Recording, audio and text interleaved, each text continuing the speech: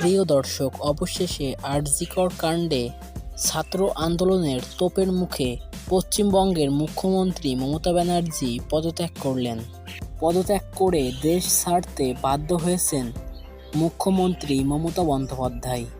এক ভিডিওতে দেখা যায় মমতা বন্দ্যোপাধ্যায় বেলা 2:30টার পর নিজ বাসভবন থেকে 5289 হেলিকপ্টারে করে দেশ ছাড়তে।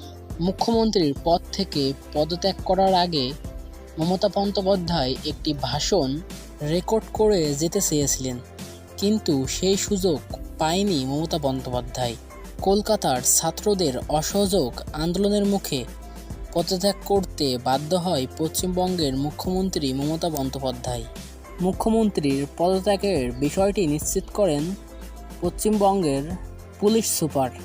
এদিকে মমতা বন্দ্যোপাধ্যায়ের পদত্যাগে খুশির উল্লাস বইছে কলকাতার রাস্তায়।